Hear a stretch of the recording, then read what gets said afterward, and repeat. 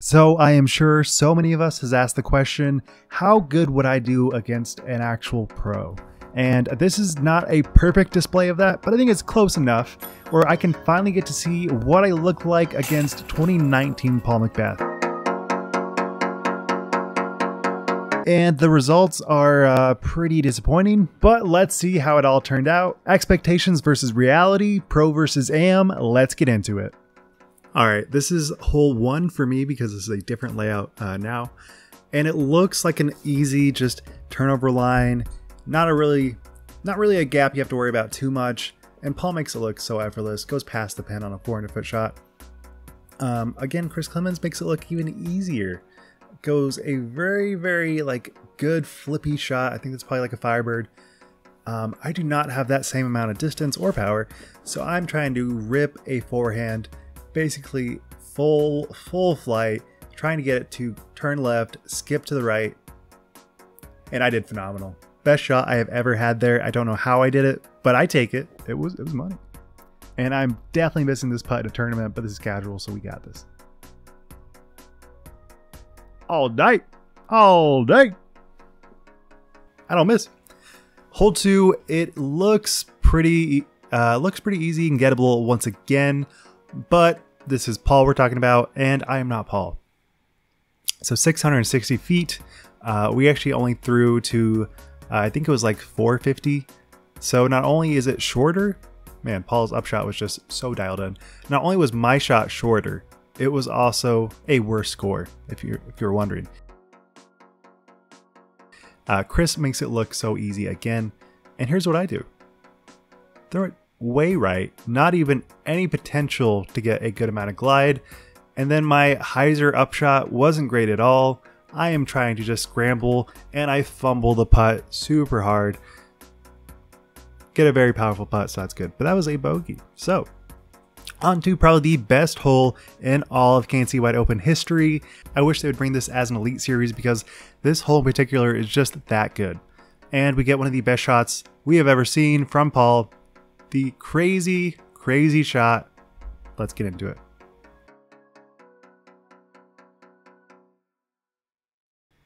Sky turnover. I didn't think Paul had it in him. Look at the distance, 555. This is not like a sort of 555. This is really 555, and he gets it right under the pin. I still cannot fathom how he did this. So money. I was actually like just getting into the sport when this event happened, and I wish I was able to see this live because wow, that is just insane.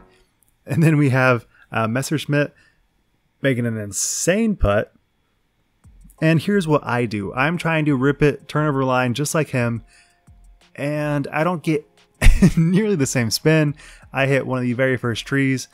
It's a little bit windy, but there was just no way I was getting anywhere close. Me and my friend gave it like 10 tries, never got any better. So here I'm like 250 short, doing a forehand approach. Actually did pretty good. Friend drains it.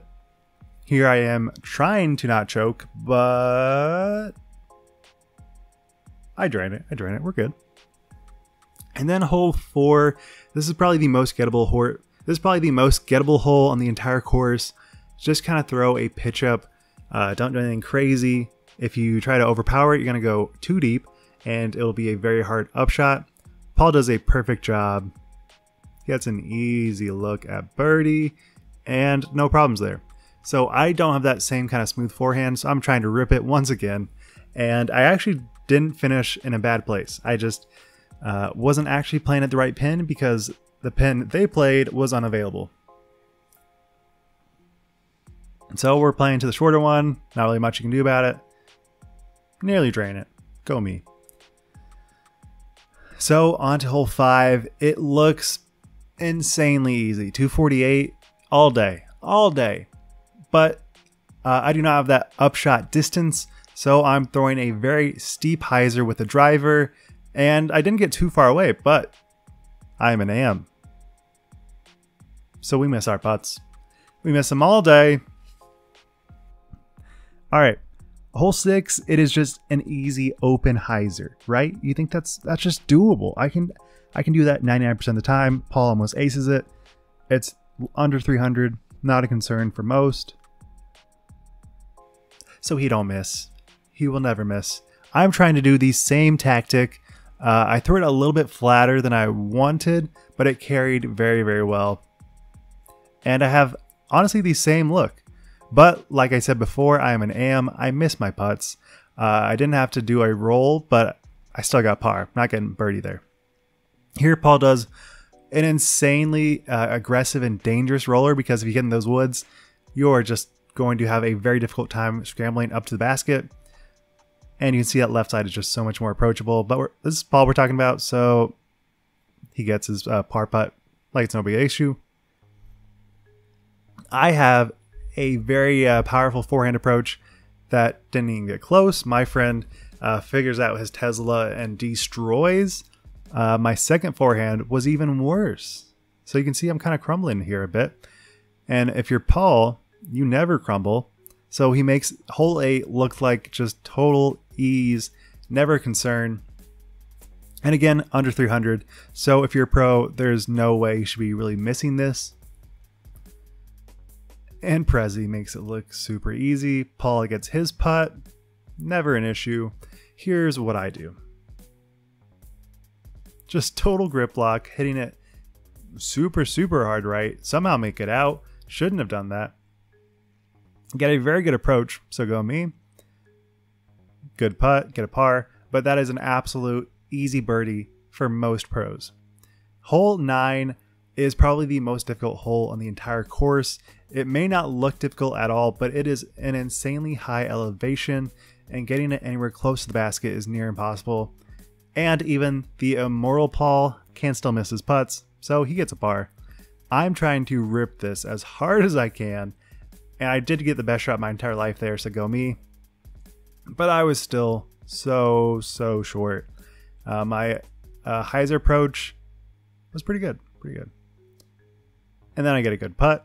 So I actually got the same score as Paul for once, feeling like $100, but on to hole 10, it's tough. So you have a bunch of trees in your way, and you have to get 2 shots that are 300 to 320. Again, it may not sound difficult, but with all these trees in the way, it makes it very, very hard to get the exact line that you're looking for. And if you try to cut it too close, you're going to be 200 feet short. And I hit first available, so I'm very, very short.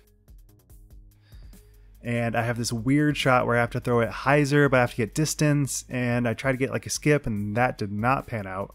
So I have to do another hyzer with my hex. Axolotl didn't actually give me comfort, and I kind of didn't do so well. Missed my putt. But then the second putt, kind of money. Hole 11, it is the hardest shot for my game. A turnover backhand or a distance forehand that gets 410 feet. Not in my repertoire. Paul actually goes deep, but you can see even a good shot still goes left. And unless you're getting like crazy putts like these, you're not getting a birdie. So I'm trying to do another extreme turnover backhand, another extreme turnover forehand, and it just pans out a little too much, kind of like Paul's, but he went past the trees. I can even make it like 60 feet to the trees. And I make a pretty poor upshot. So get a par, but wasn't great.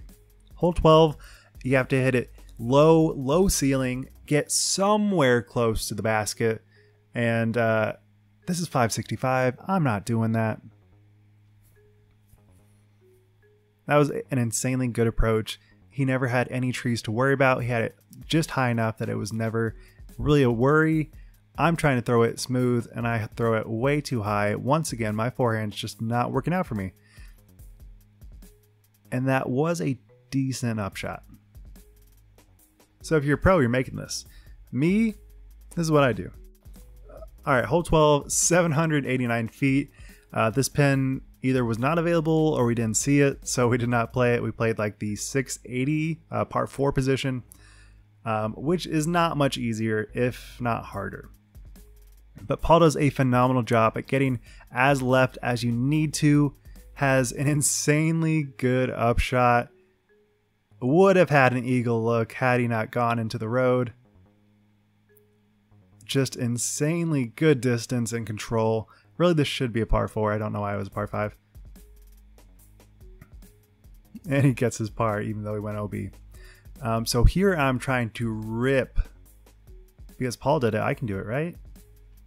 It was decent. It was probably 350.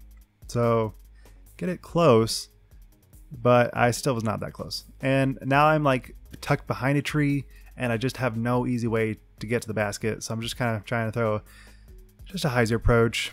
I was actually kind of short there, so I missed that putt. I think I took a bogey. All right, 14.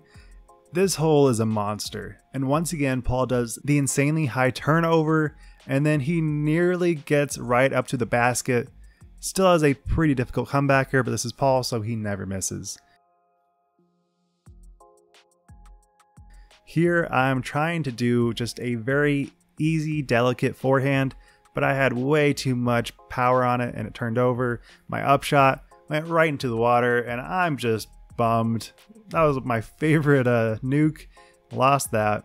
Tried to just pitch super wide up to the basket. I went way past. Here's my friend for his par putt. He also misses. So we get bogeys on a hole that you should just never get bogeys because we're AMs. And here Chris is just absolutely destroying. It's only 330, but man, this is so difficult because it is a straight uphill shot. And I did do very well on my drive, but still nowhere close enough to get a birdie look, really. I park at the short pin, so go me. But that's not the pin we're playing to. This is probably a 35, 40 footer. So yeah, I'm not making that. The next 3 holes are kind of just distance. There's not a ton of crazy elevation. It's just kind of throw a distance shot. You have big trees in the way, but if you're Paul, those trees just kind of evaporate.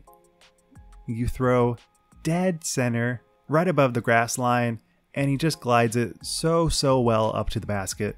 I think he still took a par, but still phenomenal stuff. Here I'm trying to just get it past the trees. I cannot get to the basket in one shot, so all I'm trying to do is just get it close. Second attempt was actually kind of money, but it turned over just a little bit too much, and it got to the right basket, but not the basket we're going to. My approach, again, once again, just trying to get it to the basket with a wide hyzer approach. I made it. Didn't get it in the road. I'm pumped. All right, 17. It looks like a very open shot, but there is a decent amount of tree line in the way. And then when you're a pro, none of this is at all concerned because you can just throw it dead straight for 500 feet. And so Paul's approach was so simple. He glided forever. I don't know how he does that. Makes an easy birdie. I can't do that. I'm trying to rip, and I think I ripped a little bit too much. It was well short. So I still have like 400 to go, and I'm ripping it again. Too much hyzer. Didn't give it enough power, and I just have to do a forehand approach, which was not a bad approach, but still took a par when you definitely should be hitting birdies. End it with a 380.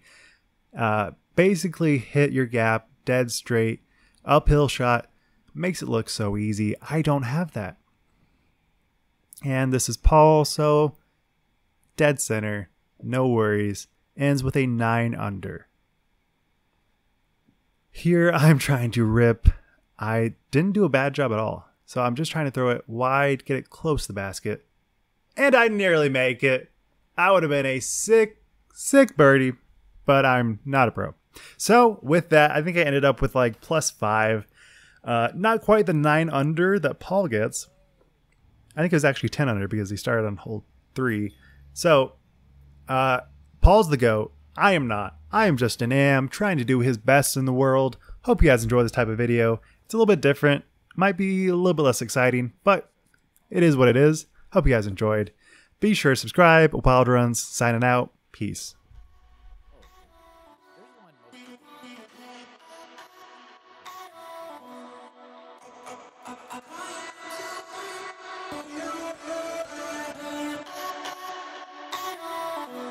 We'll be right back.